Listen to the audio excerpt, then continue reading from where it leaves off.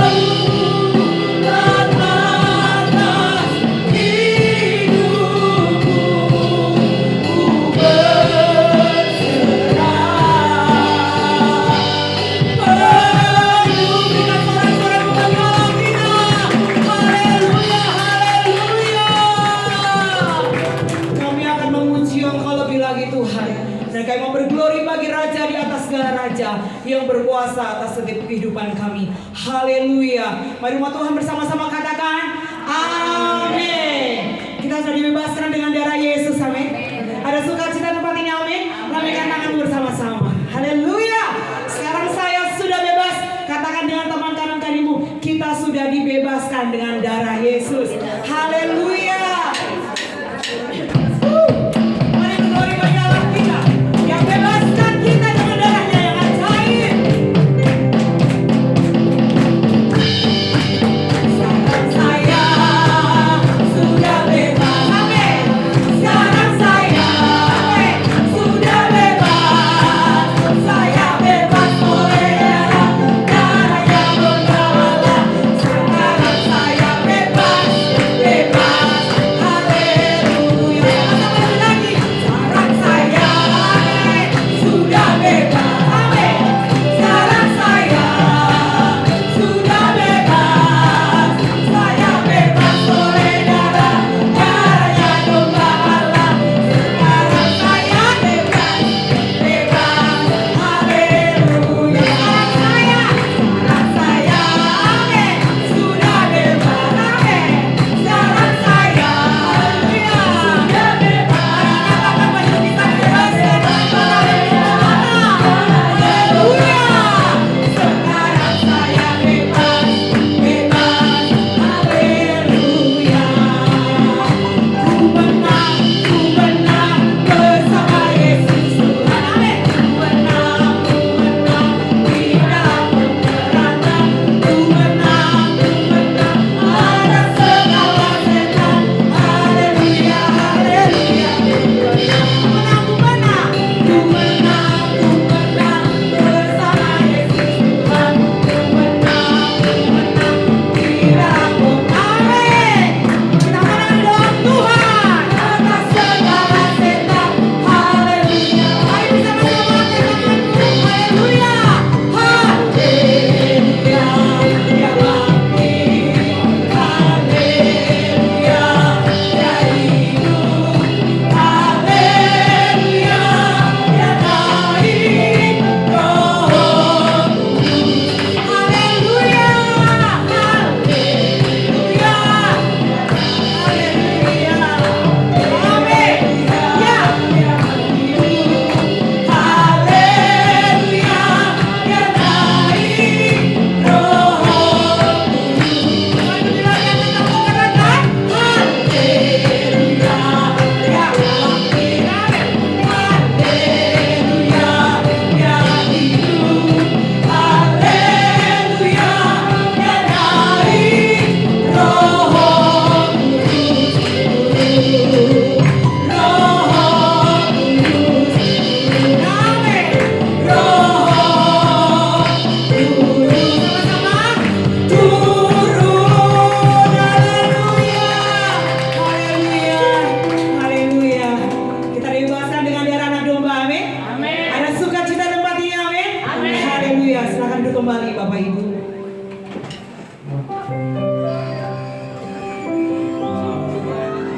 Mazmur mengatakan, hendaklah kita menghitung hari-hari kita dengan bijaksana dan menggunakan setiap kehidupan kita dengan baik dan bijaksana. Karena hari-hari ini adalah hari-hari yang jahat yang Tuhan izinkan mungkin terjadi atas kehidupan kita. Tapi kita percaya kita anak-anak Tuhan, kita akan terluput dari hal-hal yang tidak baik. Sebab itu, mari kita pergunakan waktu yang sudah Tuhan berikan atas setiap kehidupan kita. Haleluya. Jesus. Terima kasih Tuhan. Haleluya. Hidup ini adalah kesempatan. Hidup ini untuk melayani Tuhan.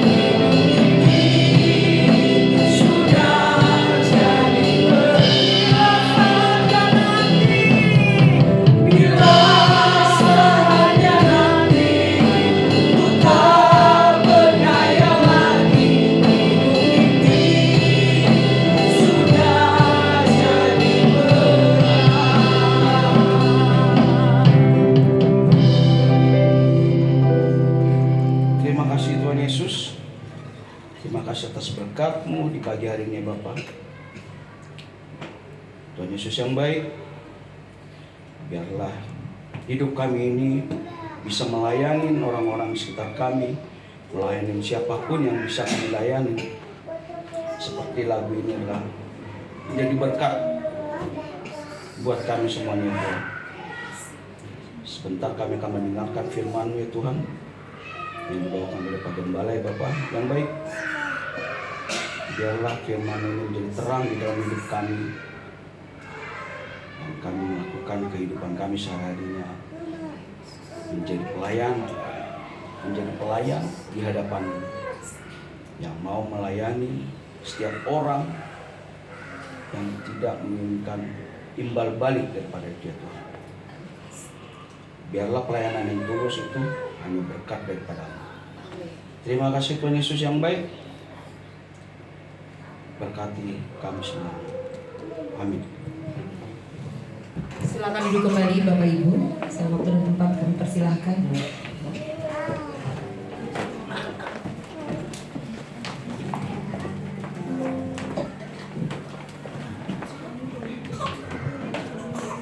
Shalom. Shalom. Apa kabar? Kamu diberkati, kita semua diberkati. Ya, kita adalah orang-orang yang diberkati. Saudara yang dikasih Tuhan, seperti pujian ini katakan bahwa ketika kita diberkati sudah seharusnya kita bisa menjadi berkat buat orang lain. Ya, karena berkat itu Tuhan berikan, tentu ada tanggung jawab. Satu paket dapat berkat, di dalam berkat ada tanggung jawab. Hari ini kita akan belajar sesuatu yang sangat dekat dengan kehidupan kita. Satu kata, hutang. Ya, hutang. Ya, saudara yang dikasih Tuhan, kita mau belajar, kita mau gali dari Alkitab. Ya, apa yang Alkitab katakan tentang hutang? Jadi Alkitab kita itu lengkap sekali, saudara. Bukan hanya bicara soal kerajaan surga, tapi Alkitab juga banyak berbicara hal-hal yang berhubungan yang begitu dekat dengan kehidupan kita.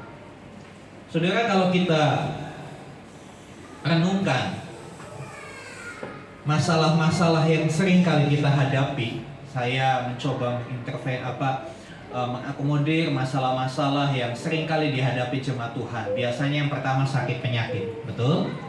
Kalau sakit pasti itu jadi masalah, ya kan? Cuma masalahnya kan gak tiap hari orang sakit, betul gak? Gak tiap hari, kadang-kala belum tentu juga tiap bulan, ya. Tapi ada satu masalah yang hari-hari sangat dekat dengan kehidupan kita, masalah keuangan. Karena setiap hari kita pasti mengeluarkan uang, betul gak saudara? Anda datang ke tempat ini aja, saudara keluarkan uang. Belum lagi kalau sampai di sini kampung tengah belum terisi, maka begitu masuk parkiran beloknya nggak ke kiri tapi beloknya ke kanan. Jadi isi dulu kampung tengahnya. Saudara yang dikasih Tuhan, ya, masalah keuangan ini begitu dekat, begitu familiar dengan kehidupan kita orang percaya. Hari-hari ya tidak menampik bahwa orang percaya juga hidupnya berhubungan dengan uang. Ya kan, bukan berarti setelah kita percaya kepada Tuhan Yesus menjadi anak Tuhan sudah melayani kemana-mana bilang saya pelayan Tuhan atau saya pendeta. Gak bisa saudara.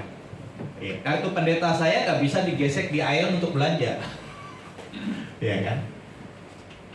Keuangan ini begitu dekat dengan kehidupan kita, begitu boleh saya katakan menguasai kehidupan kita. Bahkan keuangan ini begitu menyedot perhatian kita. Kadangkala kita lebih banyak berpikir, aduh bagaimana saya bisa menyelesaikan hutang saya, daripada kita berpikir bagaimana saya menyenangkan Tuhan saya. Benar apa betul saudara? Ya kan? Kita seringkali berpikir kepada apa yang kelihatan. Kita nggak berpikir tentang kerajaan surga. Makanya minggu lalu saya sampaikan kebenaran tentang financial freedom.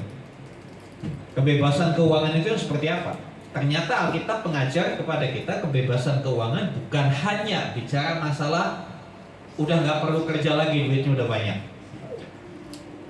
Financial freedom bukan berbicara soal saudara mau makan apa aja nggak mikir harganya berapa, mau belanja berapa banyak pun nggak mikir uangnya habis atau enggak, mau pergi kemana pun nggak mikir uangnya cukup atau enggak.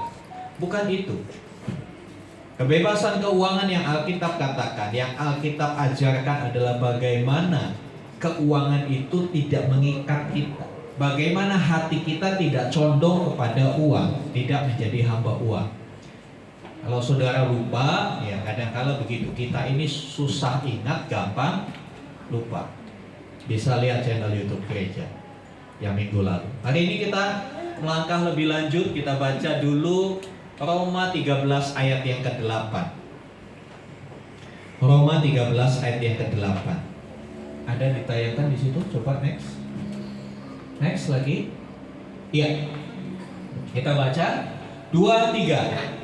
Janganlah kamu berhutang apa-apa kepada siapapun juga, tetapi hendaklah kamu saling mengasihi. Sebab barang siapa mengasihi sesamanya manusia, ia sudah memenuhi hukum Taurat.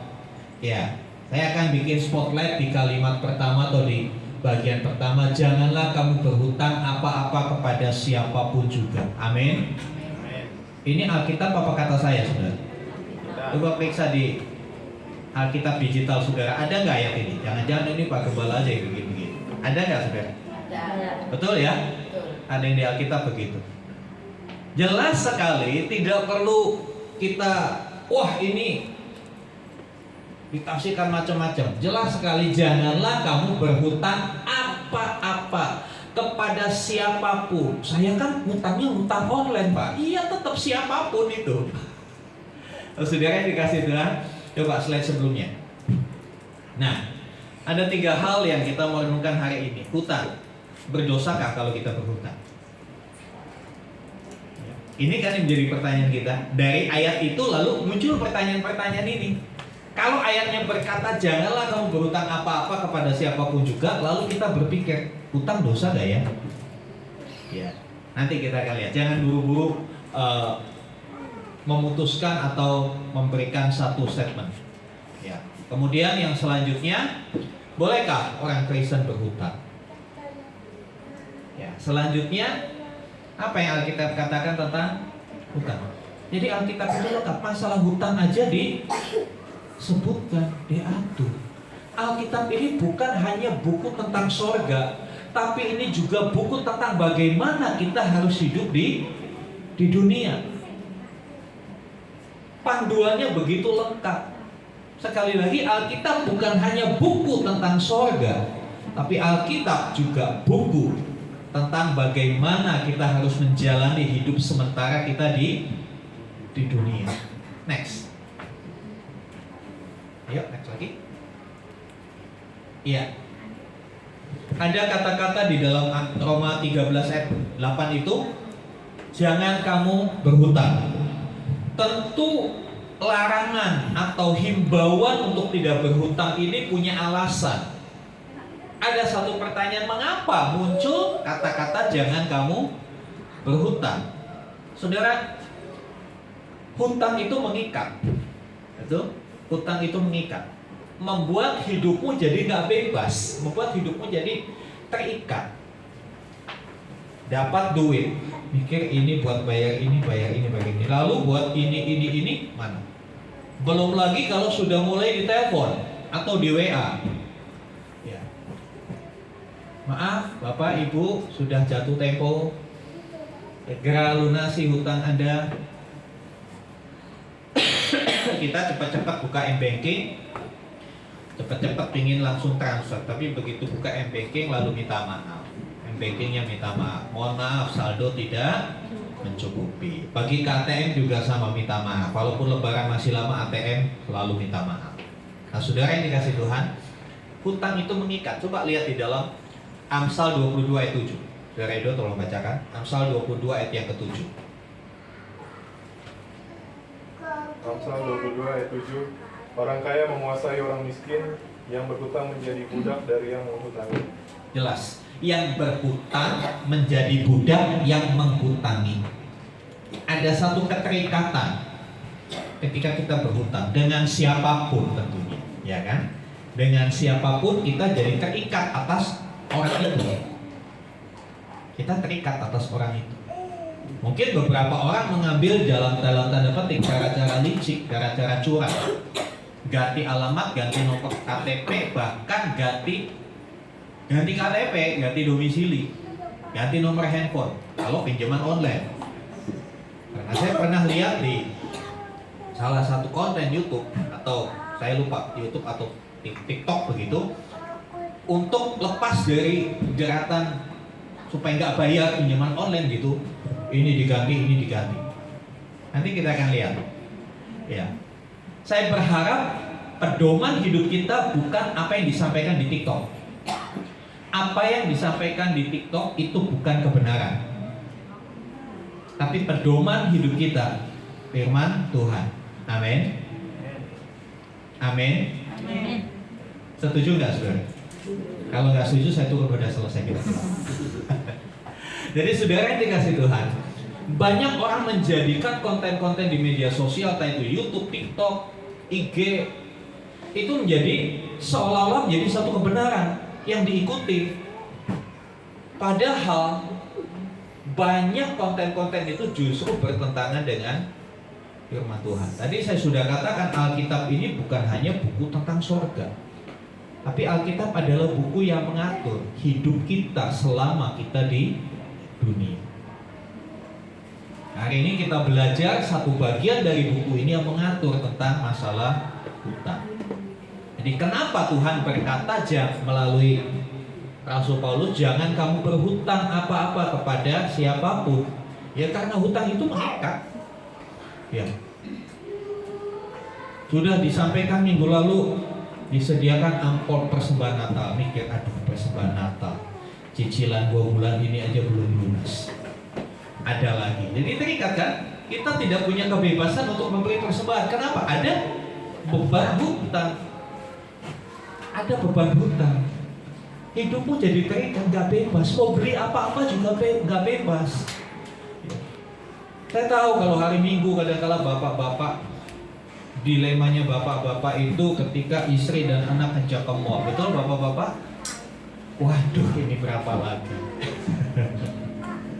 Sehingga kalau di mall sudah perhatikan pasangan-pasangan, ya kan?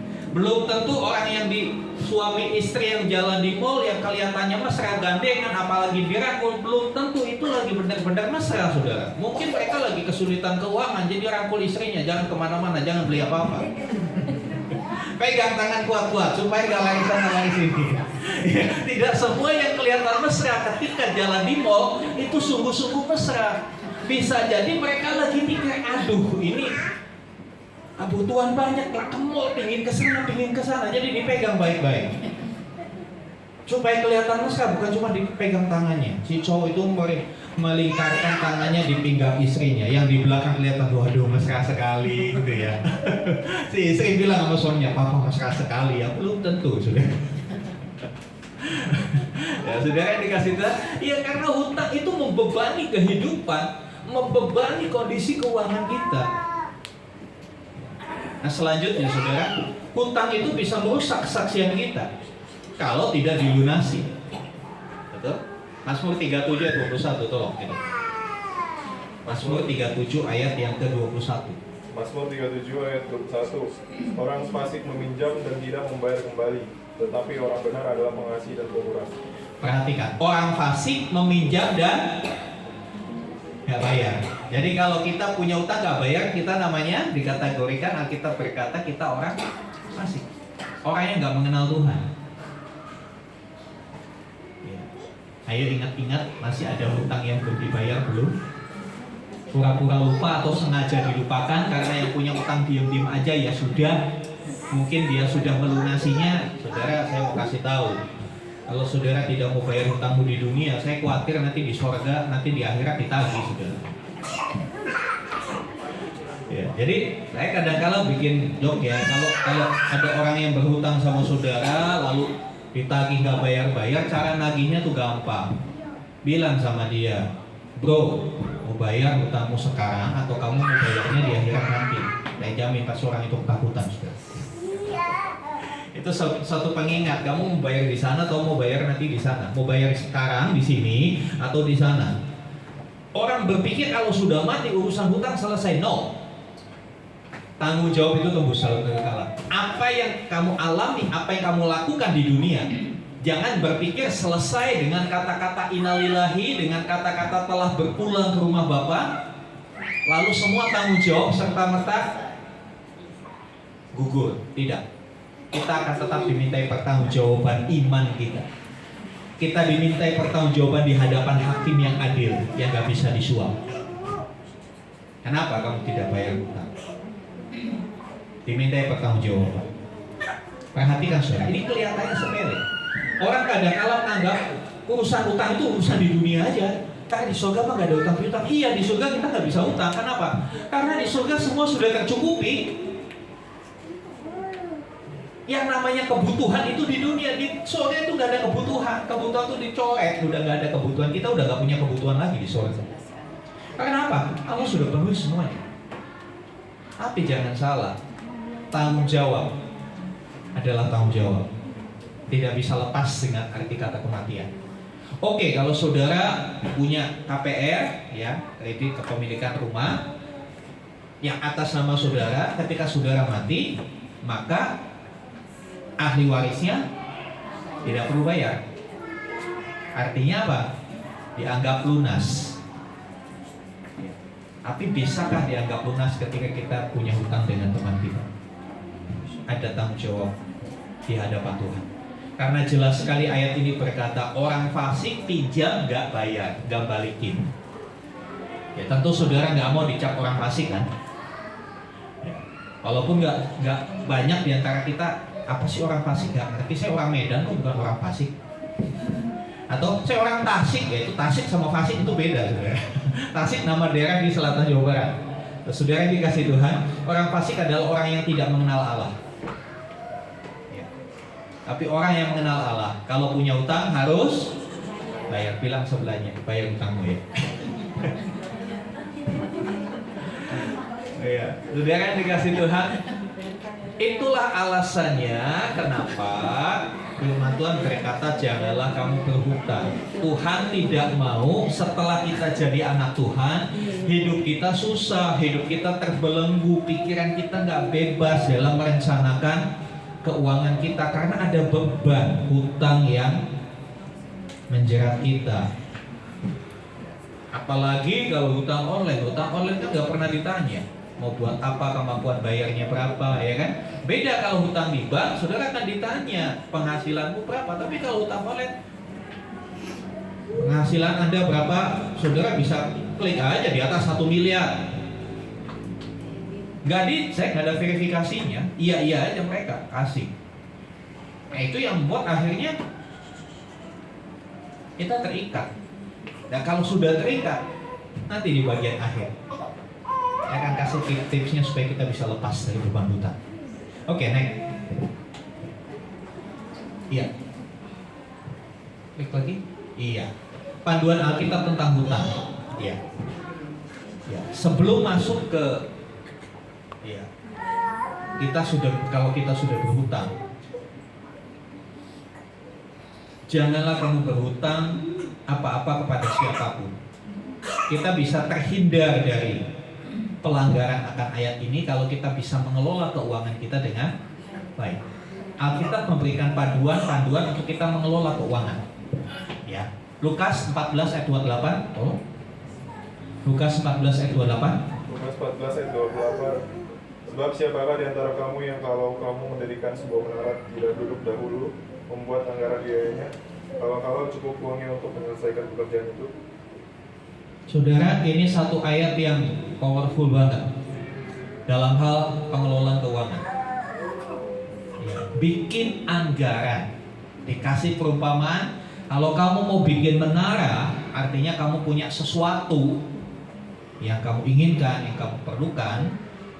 Dikatakan kamu harus duduk dulu, bikin anggaran, ya kan? Bikin anggaran. Cukup enggak segini? Beli batanya berapa, beli semennya berapa, upah tukangnya berapa, ininya itunya, itu dianggarkan semua. Supaya dikatakan apa? Jangan sampai waktu bangun uangnya kurang, kamu jadi tertawaan orang banyak. Dan ini memberikan satu petunjuk buat kita untuk kita merencanakan keuangan. Bagaimana caranya merencanakan keuangan? Hitung per bulan itu berapa pemasukan. Hitung berapa banyak penghasilanmu, kemudian hitung pengeluaran. Pengeluaran itu ada macam-macam. Ada pengeluaran rutin, misalnya bayar listrik, ya, bayar uang sekolah, untuk kebutuhan makan itu rutin. Kebutuhan makan itu rutin. Nggak ada ceritanya, ya bulan September saya nggak mau makan deh, nggak bisa. Atau saya bulan September saya akan bikin anggaran saya makannya 1 kali aja. Loh kok bisa Pak 1 kali? Iya, nanti kalau siang cari gereja-gereja ada persekutuan siang, malam cari yang ada komsel-komsel supaya bisa numpang makan di situ, kan lumayan mengurangi data makan. Saudara ketawa mungkin, saya pernah ketemu orang yang seperti ini. Di sini enggak, waktu saya melayani pemulung anak jalanan di Jakarta. Saya pernah ngobrol, karena saya melayani di satu tempat, komunitas pemulung ada dia. Komunitas lain ada dia lagi. Kok 4 L ya, lu lagi. Saya tanya, ibu, kebetulan ibu, saya mau tanya, ibu 1 minggu berapa kali ibadah? Dia ikut 18 kali. Jumlah harinya aja 7, kebaktiannya 18 kali. Terus di hari Senin Pak, siang di sini, malam di sini, sore di sini. Hari Selasa itu siang di sini, siang 2 kali. Habis dari sini saya ke sini, sorenya ke sini. Ternyata tujuannya yaitu dari sesuap nasi. Saya berharap kita nggak seperti itu, saudara. Saudara yang dikasih Tuhan. Makanya saya kadang-kala tidak terlalu setuju kalau ada ibadah, ada apa-apa, ada makannya gitu loh. Jadi nanti motivasinya cari makan. Apalagi di tengah situasi ekonomi yang susah. Ibadah itu esensinya cari Tuhan, amin. Bukan cari makan. Bukan cari makan. Jadi kalau saudara cuma datang ibadah hanya untuk cari makan, sementara ibadah firman Tuhan disampaikan tidur, pas waktu makan gua langsung bangun, maaf saya katakan, terkutuklah dia. Iya. Saya tegas katakan, terkutuklah orang yang seperti itu. Tuhan kamu buat mainan demi perut. Kita mau fokus.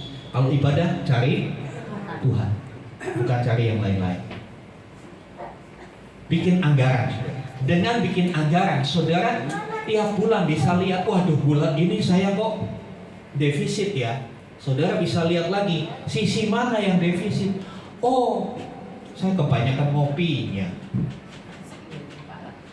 Ya. Saya sekarang lebih suka ngopi itu ngopi di rumah. Kenapa? Kopi saset berapa? Anggap aja, bukan promo ya, saya nggak dibayar sama PT Kapal Api. Kopi Kapal Api yang tanpa gula itu kemarin saya beli 1.250. Satu saset kecil, cukup 1 cangkir. Tapi kalau itu sudah pindah ke warung, jadi harganya bisa 5.000, 4.000. Saudara bisa saving berapa duit? Salah satu contoh. Makan di warung Padang. Kalau saudara makan di warung Padang, duduk nasinya sedikit, benar apa salah? Benar. Ya kan? Kalau nambah bayar. Tapi kalau dibungkus bawa pulang, itu kenyang loh saudara. Saya kadang-kala kalau beli nasi Padang bisa berdua dengan isi saya 1 bungkus. Kenapa? Nasinya waduh, porsinya porsi tukar. Saudara, ayo kita bikin, atur ulang lagi ekonomi, atur ulang lagi pengeluaran. Hal-hal yang tidak perlu stop. Bagi penggemar rokok, ya, saya tidak mau menghakimi merokok itu dosa, karena memang Alkitab kalau berhutang ada, janganlah kamu berhutang. Tapi di Alkitab saya belum ketemu kata janganlah kamu merokok, belum ketemu. Nanti kalau ada yang udah ketemu kasih tahu saya, tolong ya Pri. Tapi ayo kita bikin hitung-hitungan. Ya, 1 hari berapa batang? Anggap minimum aja 2 batang. 1 batang berapa Bapak? Loh, saya tanya dia, saya nggak tanya sama yang lagi, nggak tanya Mas Stefanus.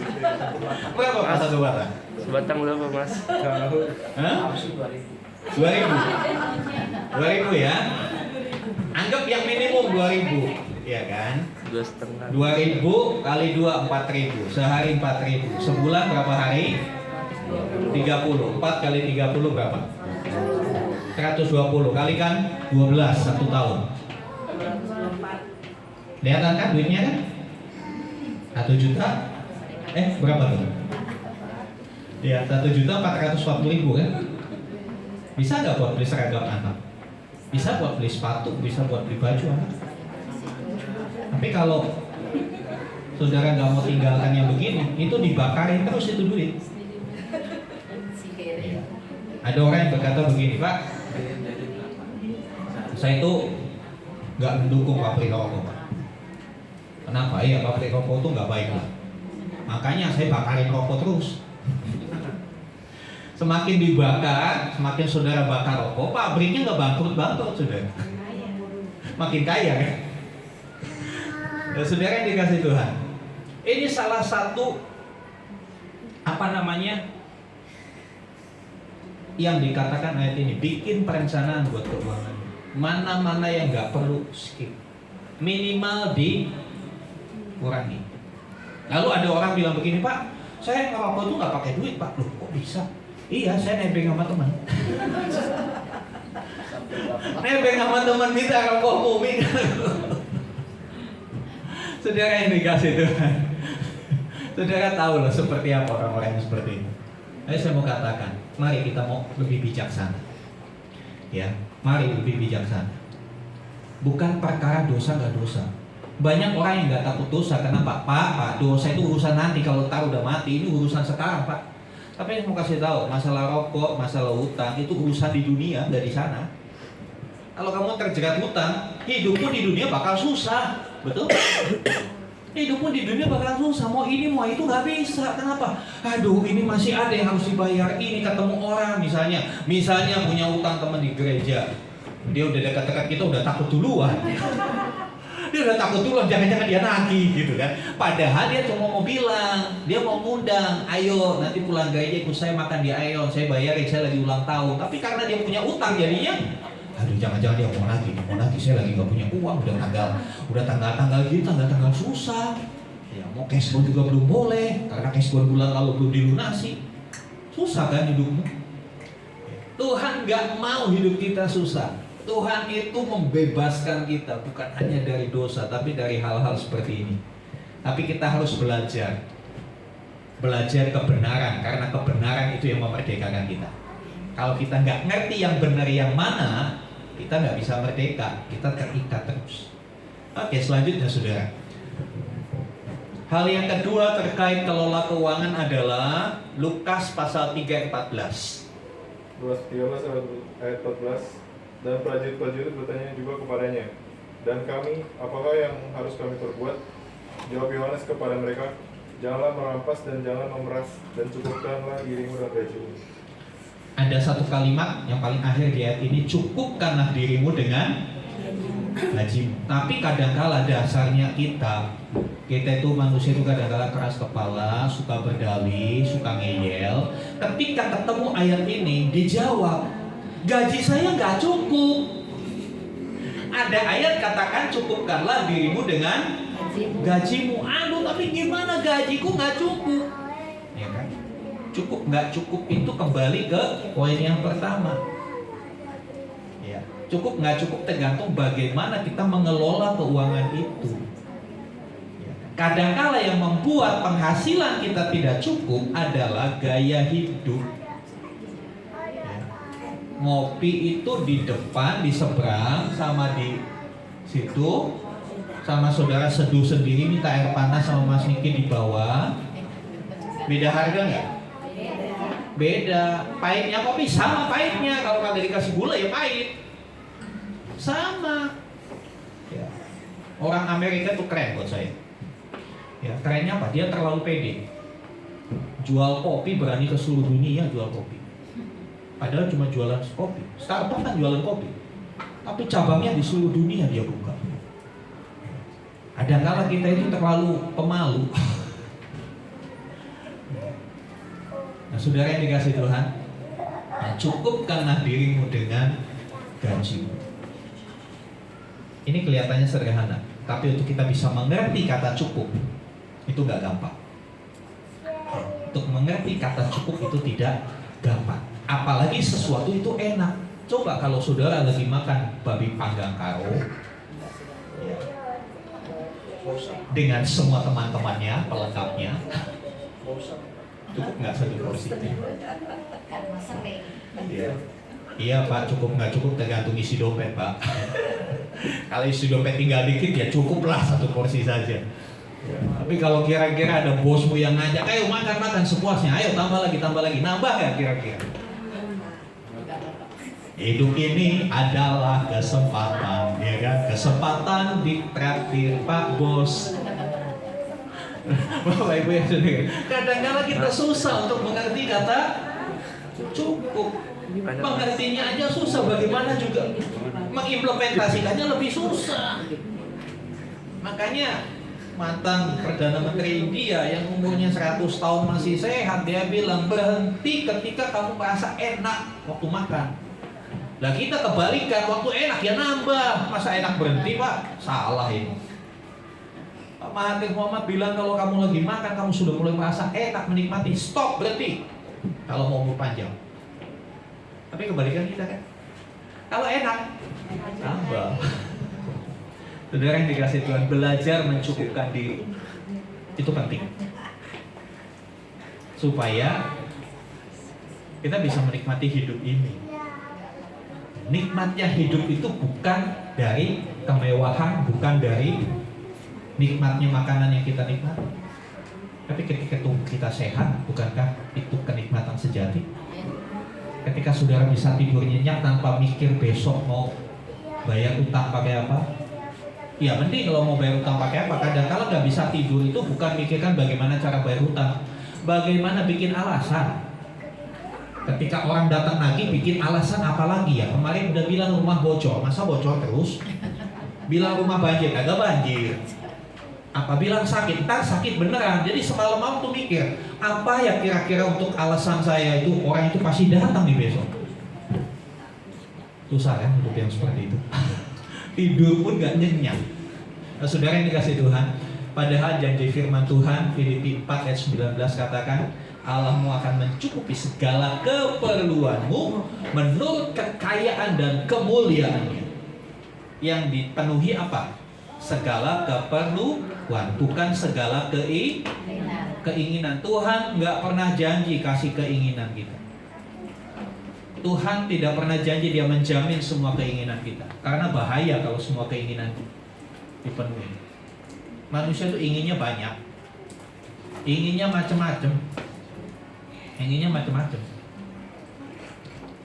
Tapi kalau keperluan itu bisa dirinci, ini keperluan sudah selesai. Tapi kalau keinginan unlimited, nggak ada batas. Pingin ini, semua dipingin. Dan ayat itu berkata menurut kekayaan dan kemuliaannya. Apakah kekayaan yang Allah miliki tidak cukup banyak untuk memenuhi kebutuhan kita? Kekayaannya unlimited, pasti bisa tercukupi kebutuhan kita. Selanjutnya, next. Setelah kelola keuangan, nah ini pertimbangkan sebelum berhutang. Lukas 14 ayat 28 lagi kembali. Mau bikin menara, hitung dulu. Jadi kalau mau berhutang, hitung dulu. Jangan asik tinggal klik. Wah kebetulan limitnya dapat 50 juta, klik. Hitung dulu. Apa yang harus dihitung? Ya, kebutuhan atau keinginan? Saya mau katakan, kalau saudara berhutang karena saudara nggak punya beras, boleh. Karena itu untuk urusan kebutuhan, benar-benar kebutuhan. Tapi kalau saudara berhutang supaya bisa beli baju baru buat Natalan, no, pakai bajumu yang lama aja. Pakai bajumu yang lama, yang penting nggak sobek, ya kan? Jadi pikirkan itu kebutuhan atau keinginan. Kadang-kadang kita terjebak di sisi ini, keinginan, tapi kita anggapnya itu sebagai sebuah kebutuhan. Nah, selanjutnya Pertimbangkan antara penghasilan dan pengeluaran. Waktu SD saya diajari tentang peribahasa. Besar pasak daripada dia. Ya. Besar pengeluaran daripada pendapatan. Kadangkala kita udah lupa karena kita udah nggak sekolah lagi, kita lupa. Ya. Pasaknya dibesarin, tiangnya kecil. Yang menopang ekonomi kita itu kan pasti pendapatan kita. Tapi pendapatan hari-hari ini sedang menurun. Seharusnya penurunan pendapatan harus diimbangi dengan penurunan pengeluaran. Kalau pendapatanmu menurun, kalau makan jangan nambah, kalau perlu setengah porsi. Ibaratnya seperti itu kan? Ibaratnya supaya seimbang. Jangan pendapatanmu menurun, nafsu makanmu nggak direm. Kalau nggak 3 piring plus Indomie 2, udah pakai Indomie 2, pakai nasi lagi. Saudara yang dikasih Tuhan, itu yang membengkak bukan cuma pengeluaran, badan juga ikut membengkak, saudara. Jadi saudara yang dikasih Tuhan,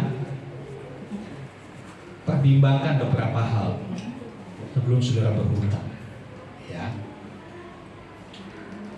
Terutama hutang-hutang yang terstruktur. Artinya terstruktur itu gini, seperti KPR. Ya. Saudara mau ngambil KPR, hitung dulu. Jangan, jadi untuk membeli rumah, ya. Untuk membeli rumah KPR, kita hitung dulu. Memang rumah adalah kebutuhan kita. Tapi kalau sudah rumah kedua, rumah ketiga, rumah keempat, itu keinginan, bukan kebutuhan. Karena saudara punya rumah 2 pun gak akan mungkin bolak-balik, capek. Ya kan? Punya rumah 1 itu kebutuhan, tapi rumah berikutnya itu sudah keinginan jatahnya. Dengan berbagai alasannya itu adalah keinginan. Ya.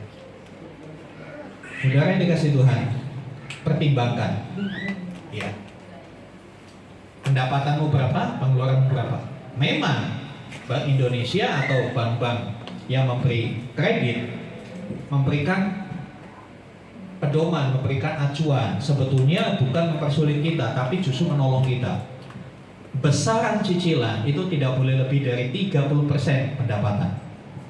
Pendapatan yang terafirmasi berupa slip gaji, 1/3 dari slip gaji.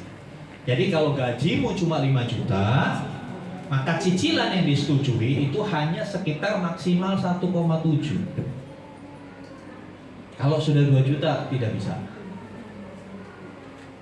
Tapi kebanyakan kita berani bermain.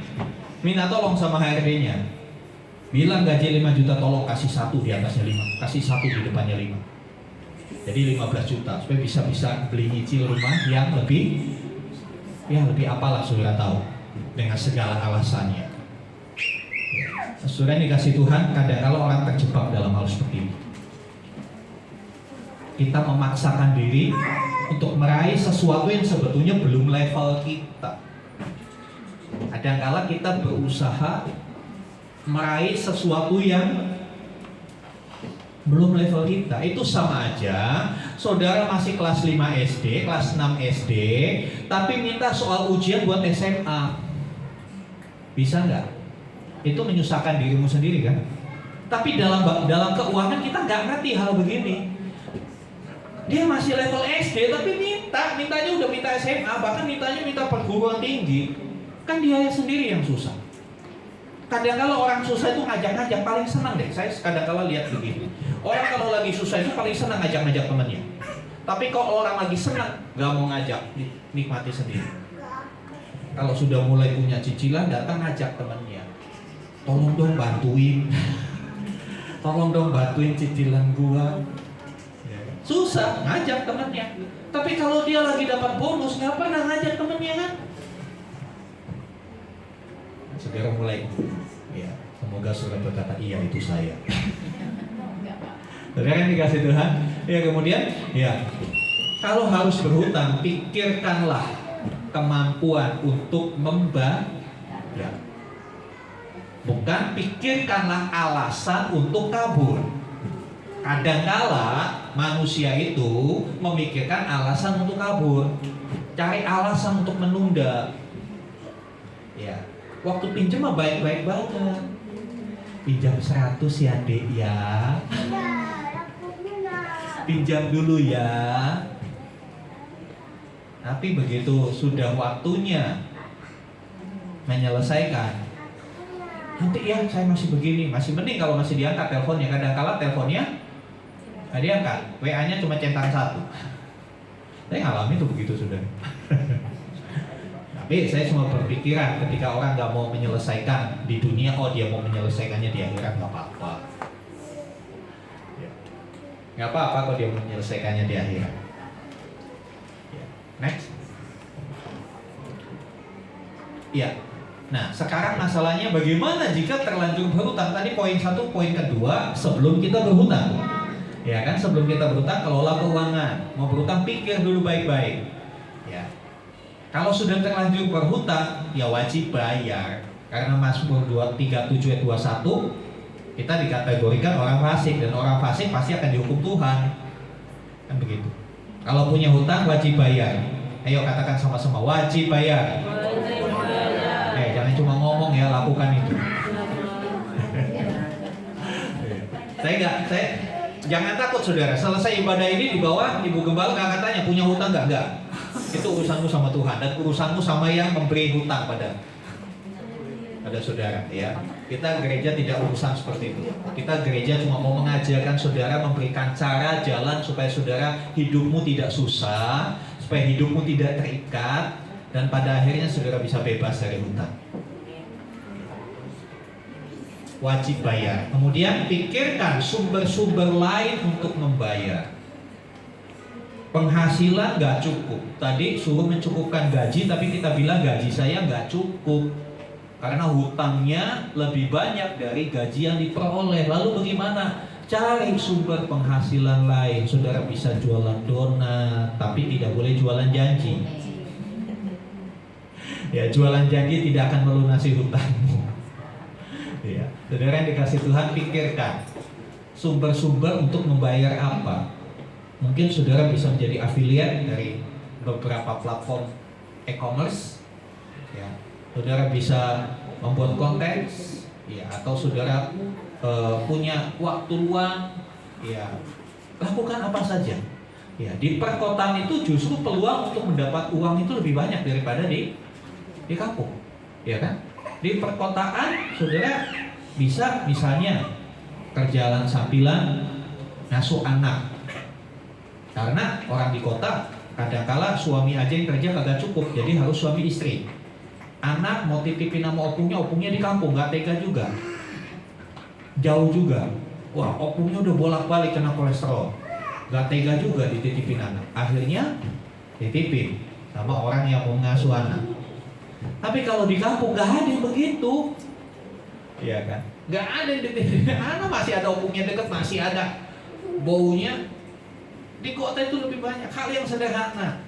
Ya, cuci motor sudah banyak. Saya kadang-kala lihat cuci motor di mana-mana selalu ramai. Tapi untuk cuci motor kan modalnya gede. Tapi ini juga bisa jadi ide bisnis, cuci motor panggilan. Jadi nggak usah orang itu bawa motor ke tempat saudara yang datangi. Lebih enak loh, cuma modal tenaga sama sabun, airnya yang punya rumah kan. Cuci motor panggilan nelayan. Atau yang belum pernah ada, cuci sepatu. Jangan cuci helm, karena apa? Saya masih mau tanya ini. Saya mau tanya, kalau ada teman polisi, saya mau tanya, sebetulnya naik motor itu masih wajib pakai helm nggak sih? Karena saya melihat di jalan di mana-mana lebih banyak yang nggak pakai helm daripada yang pakai helm. Termasuk saudara yang datang ibadah pagi ini, saya tahu ada yang datang nggak pakai helm. Makanya saya mau tanya kepada yang berwajib, masih wajib nggak pakai helm gitu loh.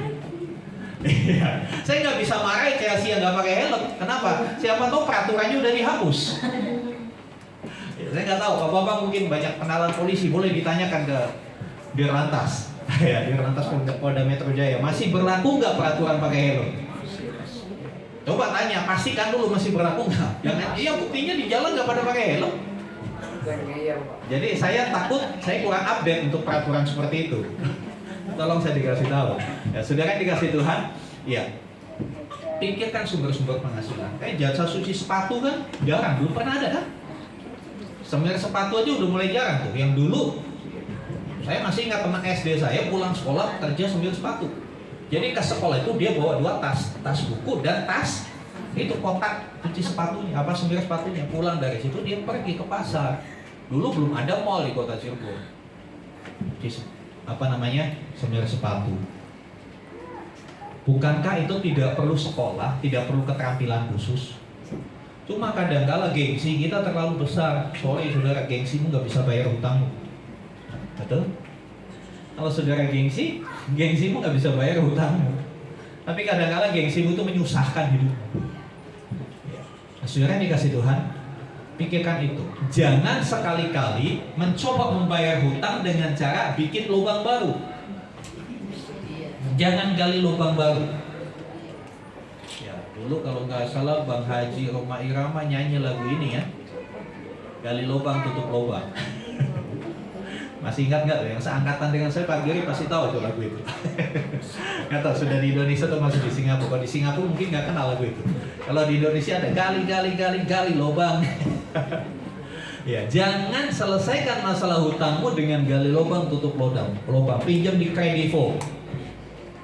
Nggak bisa bayar, ngambil di Shopee untuk tutup ke sini. Kredivo udah tutup, yang ada lubang di hutang di Shopee. Shopee masih ada, nggak ada. Cari lagi apa? Ini kasih banyak ini, Krediwan atau apalah namanya. Kan banyak sekali itu platform pinjaman digital. Itu akan membuat lubangmu makin dalam dan makin besar. Saudara akan makin terperosok dalam ke situ. Cara yang bijak untuk menyelesaikan masalah ini adalah yang pertama, buka sumber penghasilan baru. Caranya apa? Kembangkan kreativitasmu. Saudara tahu nggak? Tuhan kita itu Tuhan yang kreatif.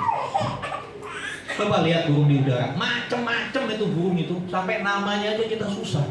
Gelatik, kenari, nuri, apa segala macam.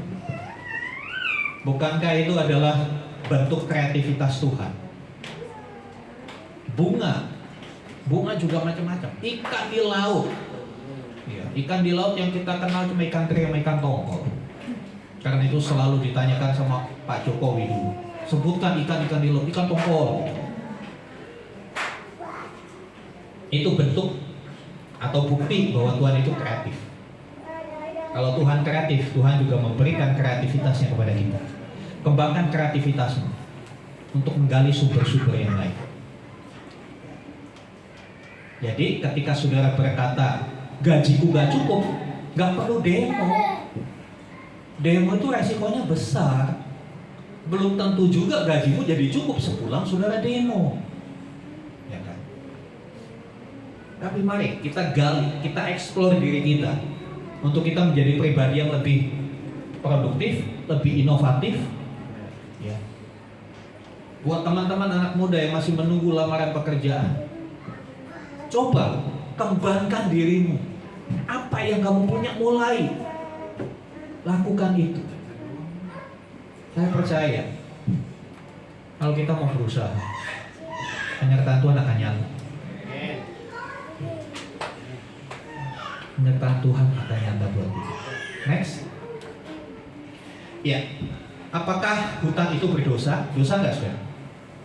Ya, jangan buru-buru menghakimi dosa apa nggak dosa.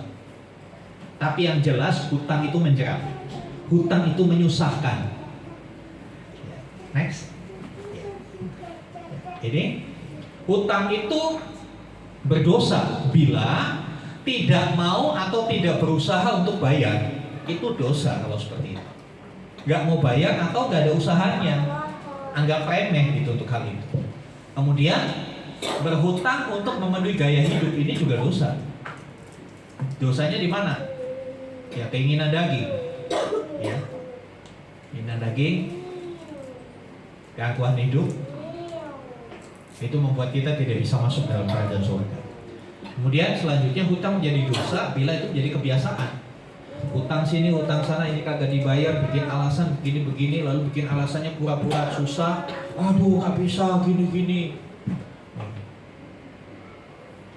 Saya nggak bisa bayar karena ini usaha begini-begini.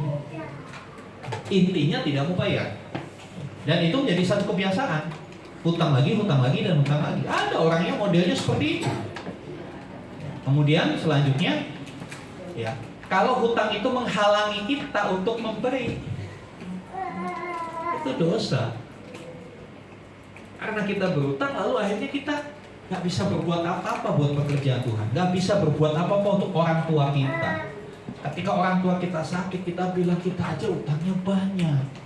Hati-hati kalau sudah begitu. Kita harus segera bertobat. Next. Ya, jadi berpikirlah 1000 kali, bukan cuma 100 kali ya. Berpikirlah 1000 kali sebelum memutuskan untuk berhutang. Karena kalau sudah berhutang, urusannya susah, panjang. Ya, lebih baik menahan diri untuk tidak berhutang, tetapi menyesuaikan gaya hidup, menyesuaikan pengeluaran dengan penghasilan, daripada saudara ambil pinjaman, akhirnya menaruh beban di atas tangkuk saudara. Itu kadangkala tanpa sadar bikin saudara sering migrain. Seringkali banyak orang diperiksa ke penyakit jantung. Kenapa ya saya selalu berdebar-debar? Tiap apa berdebar-debar? Kalau habis sakit enggak, habis olahraga enggak. Saya berdebar-debar Pak Dokter. Kalau tiba-tiba ada telepon, takut nagih. Kenapa ya saya kadang-kala suka sesek? Ke penyakit paru nih, saya suka sesek. Kenapa sesek? Capek habis lari? Enggak. Kalau udah tanggal tua Pak Dokter saya sesek. Kalau udah mendekati tanggal-tanggal jatuh tempo tuh mendadak sesek. Saturasinya turun. Ya langsung dokternya kasih resep. Resepnya 3 kali 1 G. Apa 3 kali 1 G? 3 kali 1 gepok uang merah, sembuh. Dikasih rupiah sembuh. Ya, tablet rupiah itu ya. Jadi saudara dikasih Tuhan, pikirkan dulu sebelum kau memutuskan untuk berhutang. Bagi yang belum berhutang, bagi saudara yang ingin menambah jumlah hutang saudara, perhatikan ayat ini. Tolong difoto dulu, jadikan wallpaper di HP saudara. Next. Nah, bagi yang sudah terjerat hutang harus bayar apa? Bayar lunas itu singkatan. Yo next. Nih singkatannya. Ya. Bayar lunas itu yang pertama B. Apa? Berani hadapi kenyataan, jangan lari. Jangan kalau ada penagih hutang ngumpet. Sembunyi di WC-nya tetangga. Pura-puranya numpang ke toilet. Air di rumah habis, numpang ke toilet ke tetangga. Padahal ada yang datang di kolektor. Hadapi, ya silakan. Jangan khawatir Bu, nanti saya share. Kalau di foto mungkin terlalu kecil, saya share aja PPT-nya. Ya, berani hadapi kenyataan. Kemudian akui diri, ya memang saya salah.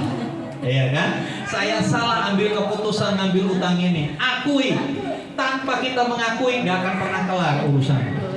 Ya kan? Kemudian yakin bakal selesai. Yakin, harus punya optimisme.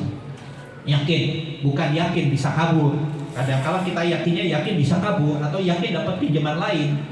Yakin bisa selesai. Kemudian A, atur sumber pendapatan. Ini tadi yang saya katakan, atur sumber pendapatan. Apa kira-kira ya yang bisa? Wah, saya ternyata pintar bikin arsip. Ya sudah, masa jual. Jadi penghasilan saudara.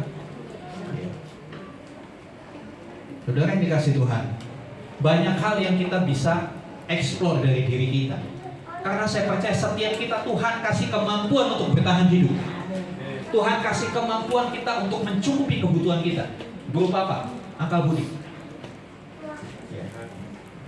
Selanjutnya, nah ini R selanjutnya, rajin menabur. Lah, yang pakai buat nabur apa Pak? Nabur ini bukan hanya nabur uang, tapi nabur kebaikan. Rajin berbuat baik. Ya.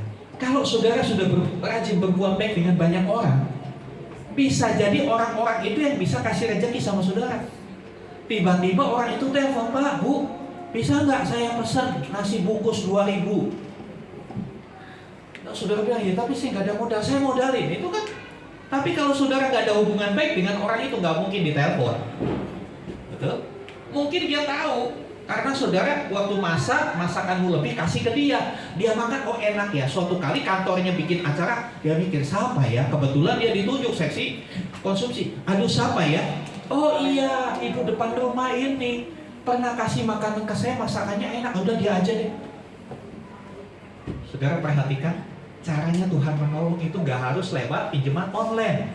Dengar baik-baik, caranya Tuhan menolong saudara tidak lewat pinjaman online yang lain. Itu caranya setan menjerat saudara. Ya jangan, yes, aku dapat platform baru ini. Dapat plafonnya tinggi, cicilannya lebih ramah, bunganya 0,03%. Terjebak dengan 0,03%, padahal itu per hari. Oke, selanjutnya bayar ya, udah bayar. Oke, lunas, jangan disisakan. Yang pertama, libatkan Tuhan. Apapun yang ingin saudara kerjakan, libatkan Tuhan. Tuhan, aku punya rencana nih, mau jualan donat, mau jualan godok-godok, mau jualan mie goma, apa kek ya? Jangan, saya mau jualan. Saya mau jual aja pertua saya ini minyak, nyusahin aja pertua saya jualin aja. Gak seperti itu ya saudara ya. Nah saudara yang dikasih Tuhan, libatkan Tuhan. Kemudian utamakan prioritas. Dari penghasilan, prioritas utama bagaimana saya selesaikan cicilan. Setiap kali ada berkat buat saya juga punya hutang, masih punya hutang. Kredit rumah belum kelar, tapi alhamdulillah 2 tahun lagi lunas. Saya prioritaskan, saya ambil dulu. Dari uang yang masuk, saya amankan dulu, masukin ke BTN dulu. Karena kan auto debit saya pakai. Dari BCA saya ambil, saya lempar ke BTN dulu, biar auto debit udah aman. Jadi saya begitu dapat juga mikir ini mikirin mau ganti handphone, enggak. Amankan dulu itu, cicilan-cicilan itu amankan. Ya, itu namanya utamakan prioritas. Kemudian negosiasi cicilan. Untuk beberapa bank bisa ada restrukturisasi utang. Bahasa kerennya refinancing. Ya. Nego ulang. Misalnya saya buka sama saudara, cicilan saya untuk rumah saya itu tinggal 2 tahun lagi, 28 bulan. 21 bulan. Karena udah lewat bulan Mei kan. 21 bulan. 21 bulan, 1 bulannya 900. Misalnya saya, waduh berat ya, 1 bulan 900.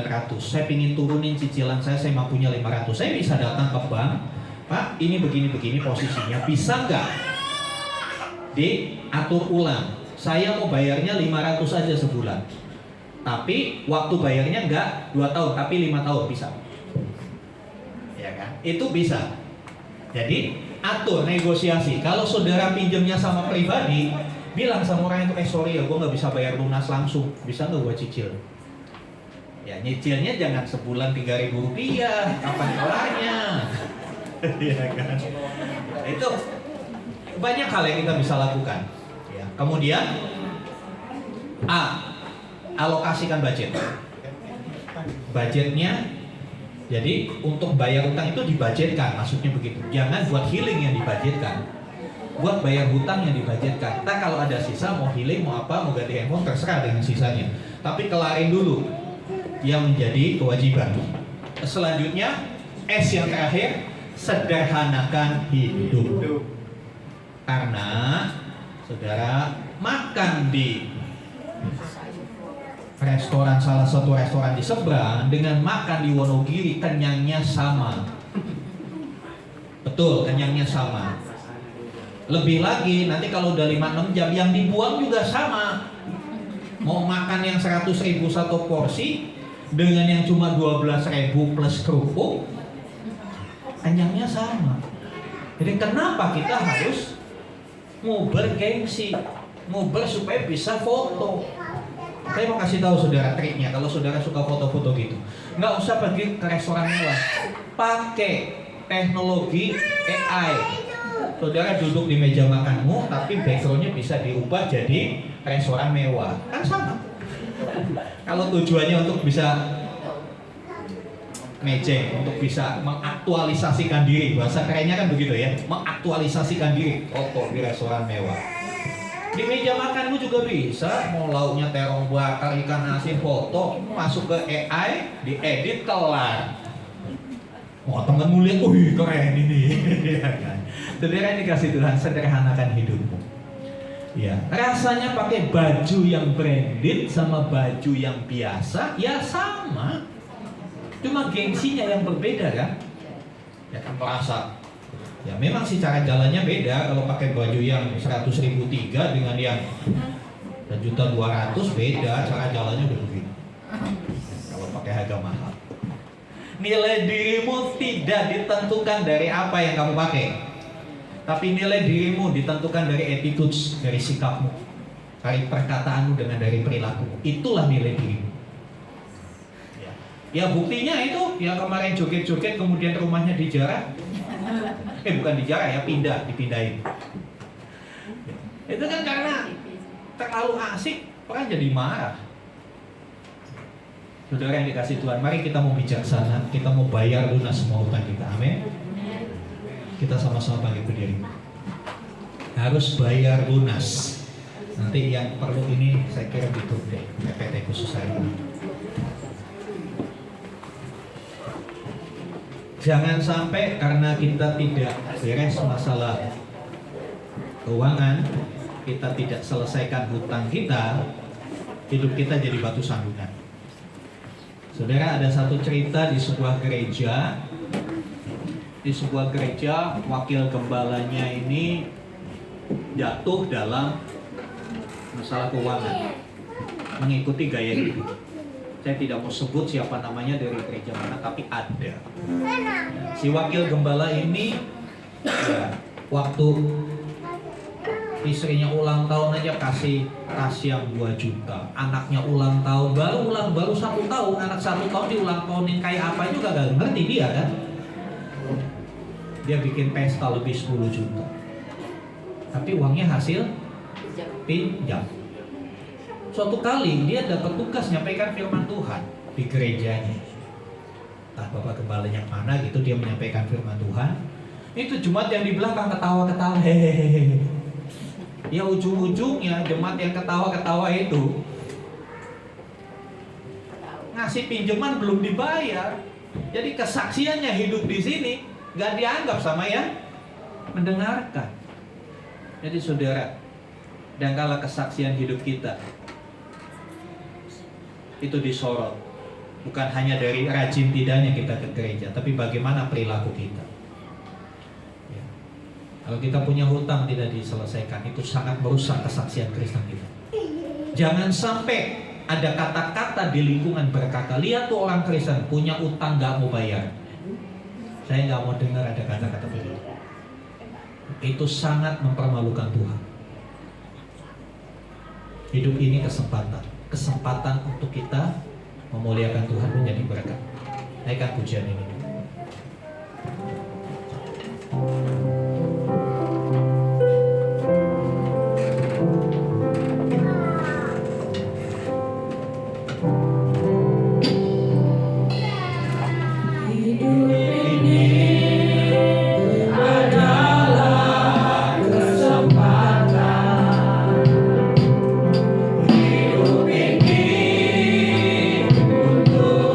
Melayani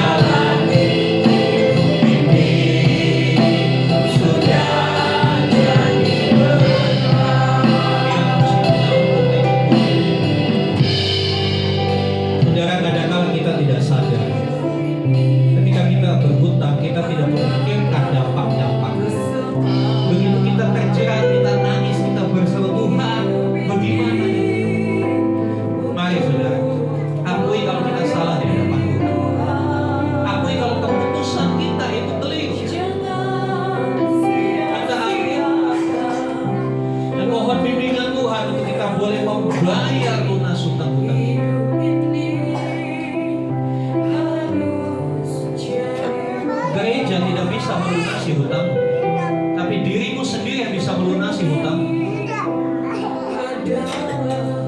Dengan mengandalkan Tuhan, melakukan kebenaran, maka Tuhan akan tuntut untuk kita boleh membuka sumber-sumber penghasilan baru, menggunakan kreativitas yang kita punya menjadi pribadi yang lebih produktif lagi. Dan ingat, mulai sederhanakan itu. Simplify your life. Sederhanakan hidupmu, saudara. Nilai dari hidup bukan dari kemewahannya, tapi nilai dari hidup itu dari karakter dan integritas kita. Seorang yang berintegritas, dia akan berusaha bagaimana dia melunasi hutangnya. Kalau dia belum bisa lunasi pada saat yang ditentukan, dia akan datang kepada orang yang memberi hutang. Dia berbicara baik-baik, dia atur ulang. Haleluya. Mari kita berseru kepada Tuhan. Oh Tuhan, pakailah hidupku selagi aku masih kuat. Bila saatnya nanti ku tak berdaya lagi, hidup ini sudah jadi Oh Tuhan, pakailah hidupku selagi aku masih kuat. Bila saatnya nanti ku tak berdaya lagi, hidup ini sudah jadi berkah. Terima kasih Tuhan. Biarlah kebenaran-Mu yang kami dengar hari ini boleh kami hidupi dalam keseharian kami. Kami mau bayar semua hutang kami dengan lunas, karena kami tahu kami bukan orang fasik yang hanya bisa meminjam tapi tidak membayar. Kami mau bertanggung jawab atas apa yang kami lakukan, atas apa yang kami gunakan. Walau untuk itu kami harus meriset pengaturan keuangan kami. Sebab itu Roh Kudus tolong kami, beri kami hikmat untuk mengatur keuangan kami. Supaya hidup kami tidak terikat dengan hutang. Kami dibebaskan, sehingga kami boleh lebih leluasa melayani Tuhan, bersaksi, memberi bagi pekerjaan Tuhan. Tuhan tolonglah kami.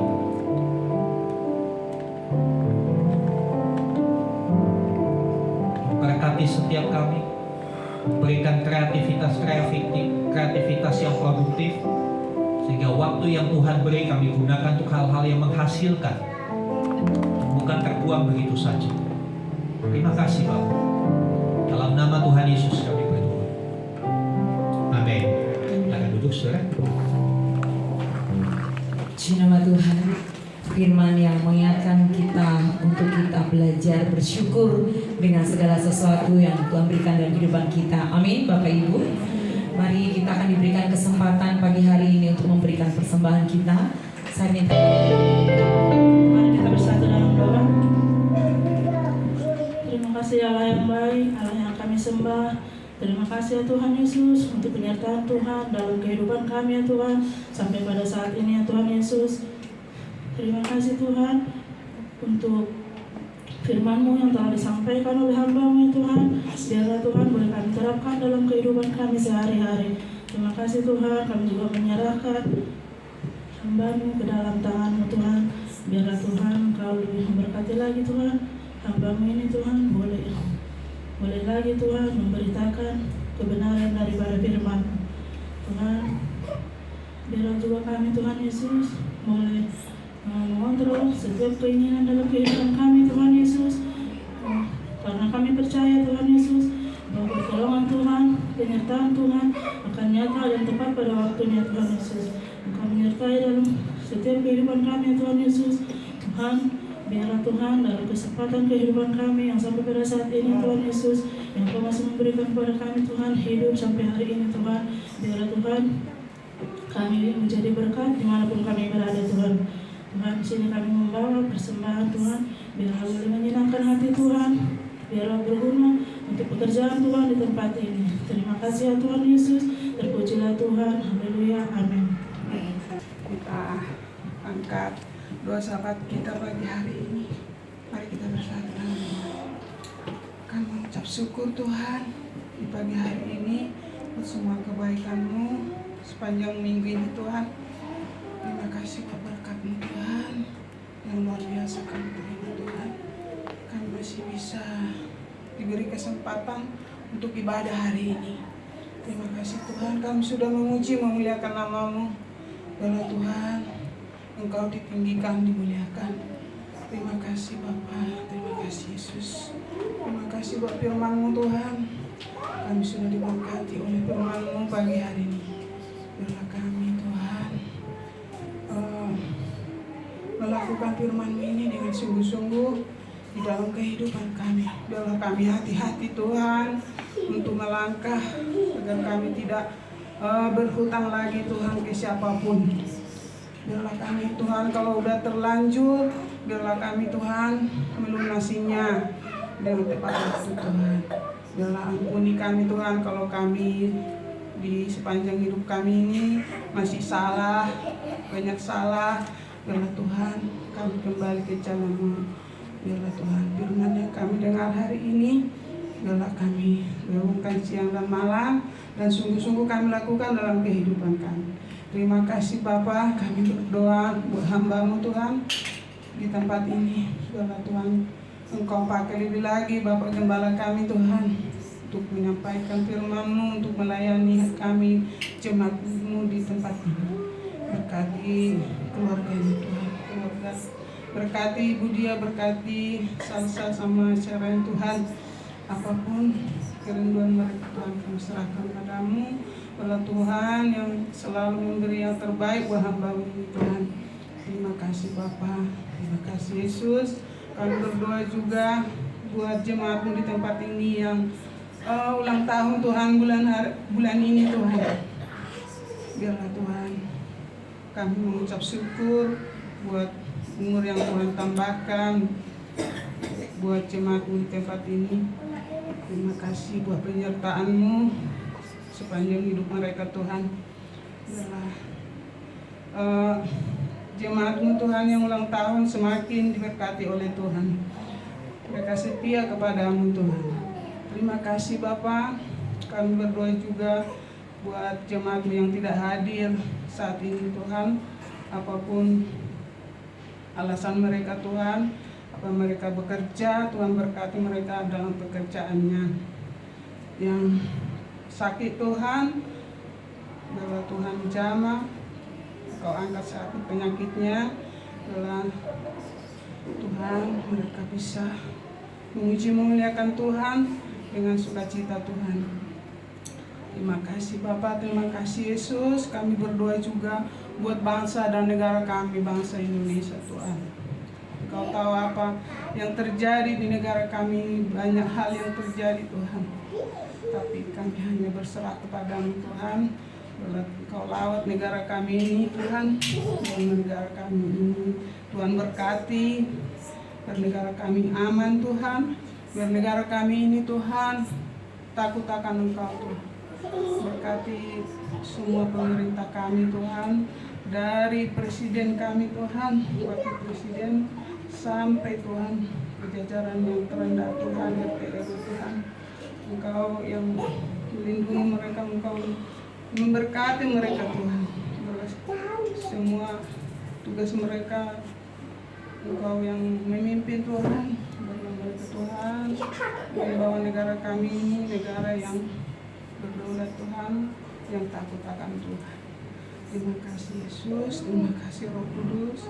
Sepanjang minggu yang akan kami lalui, kami berserah padamu Tuhan. Tolong kami Tuhan, biarlah kami selalu semangat terus menjalani hari-hari kami, dan kami hanya mengandalkan Engkau di sepanjang hidup kami. Sebelum kami pulang Tuhan, kami rindu berkat dari hamba-Mu.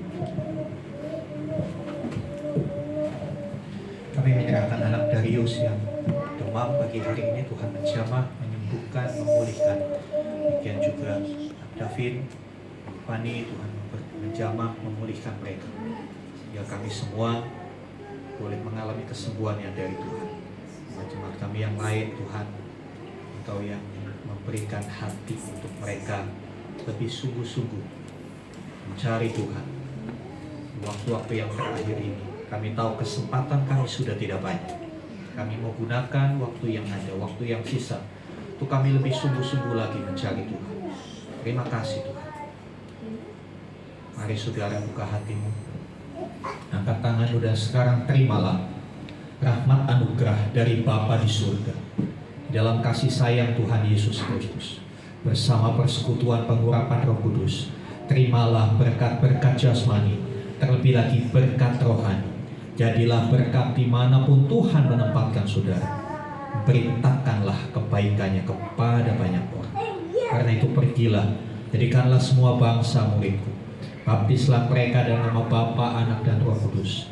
Ajarlah mereka melakukan segala sesuatu yang telah kuperintahkan kepadamu.